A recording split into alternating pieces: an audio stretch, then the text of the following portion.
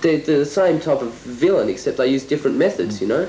Like, you look at man over the periods of time, in order to create change, he's turned to a violent method like revolution and that, right? And revolution, you kill someone, you replace them with another system again, you know?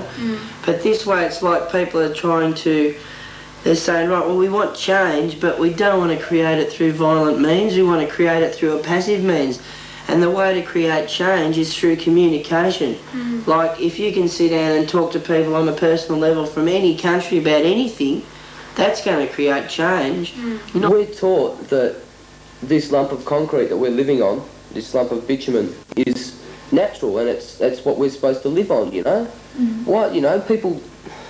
So what, are you saying we should all go back and live in grass huts? Would that No, not necessarily. Things are accepted too easily. We've got to slow down, we're moving too fast. Yeah. Where's it all heading, you know? Look at where things are heading. And the way the world is at the moment, like, humanity's gone, right, and you're just a little person walking around for the big companies to make a profit out of. That's what it is. You look at what you do every day and have a look at how many big companies you support. There goes your freedom. Just living. The fact that basic things like food, clothing and housing have become luxuries for some people. There's people who think, gee, I wish I could live in a house. The fact that those things have become luxuries is just barbaric, you know.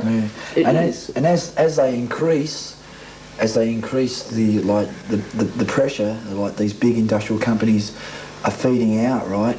What's going to happen is people, like, they're striving to get cars now, and, you know, and a house and kids, you know, and let the kids go to a nice school, 2.5, I think it is. You know, or whatever, and then.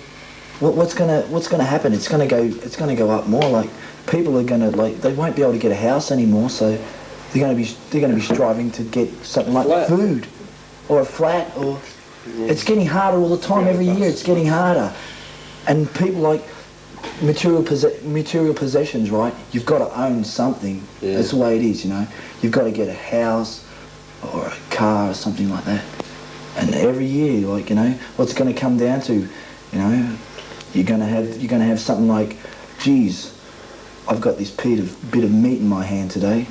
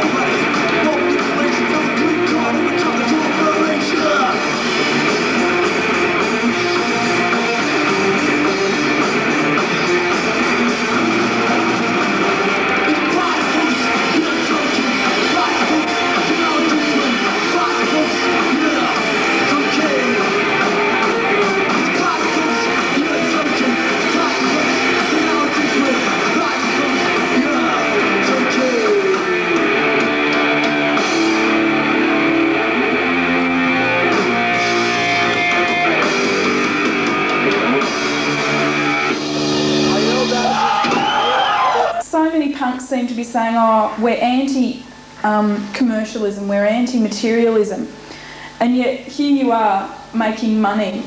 I'm not making that much money. I've put out 7 records at the moment. 4 of them are 7-inch EPs and 3 of them are albums, and I've got Depression's new Australia mini album coming out.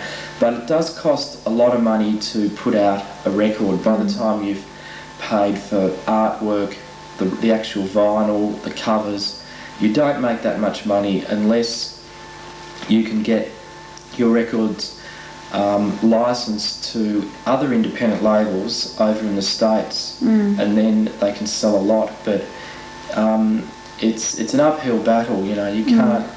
Most independent labels, most people that run very independent, sort of small independent labels, basically do it out of the love of the music rather than to make a lot of money. And if I ever got to the stage where I did put out a record and it did well in Australia and I got it licensed overseas, and sure, you know, we sell quite a few thousand copies like the bigger bands from overseas do, I'd probably put that profit back into a recording studio in Melbourne, so punk bands in Melbourne and in Australia could go through that studio and we could release stuff on a cheaper basis, you know. And when you die, which you eventually do, which a lot of people don't come to terms with, yeah, they all take it away from you. There's death taxes and things like that, and the funeral parlours say, here, look, we're going to plant you in this pot of grass when you die, give us $2,000, you know. And that's just, it's not who you are when you die, it's what you've got, what you're left with. It's what you've made. Like I walk through cemeteries. Whoa. And you see, shut up, Phil, and you see like these families, and they've got this big plot, and they've got all these big sort of like black marble sort of monoliths sitting there waiting for their bodies to perish so they can be buried under it. It's just another material possession. When you're dead, you know, people will walk through it and say, hey, gee, look at that guy, he must have been rich, he's got a really big grave. And you go from one grid pattern, which is streets, all going straight or a bit curvy sometimes, into a funeral fucking home, a graveyard, which is all more streets and going like that, and all little plots. It's just occasionally curves. Yeah, it's just really sick. The problem is some people are living their lives in graves. Yeah. You know, they every day stress. They're continually like they've got stress piled upon them, right? But they never ever they live their lives. They never ever think about. Maybe they do think about it, but they never ever really do anything against what's giving them so much pressure. They've got no real freedom. There's a lot of people that don't want to work, but they work. Most people they've got to bring in the money. Aim for the natural capitalist thing or whatever, not even capitalist, it involves everyone of getting married, getting a house, and then trying to get a car, trying to get a holiday house, and it goes on and on, you know. And people have, you know, go insane just trying to get that aim, you know. What's that aim for? What do you think the individual should do about it? Be yourself. Be yourself. Do what you want to do. I mean, don't go around hurting other people, but just do what you want to do. Yeah, I mean, have a good time. Even if you really short. Can't change anybody's minds, even if nobody ever listens to you, at least you'll have the satisfaction of knowing I wasn't like them. I was at least something different. I wasn't one of the millions of people who just walk along through Flinders Street Station saying, gee, I've finished work, I can't wait till I get home, and then get up the next morning and go, gee, I've got to go to work again. Just, at least you're not one of those people who've just been so programmed that they just can't see any other way of existing. If you come here to watch a bunch of robots, there are no robots. We're all different, we're all individuals, we've all got different emotions, different feelings. Different opinions. It's when you deny your individuality that, you know, you become freedom, you become a robot. Let's keep going.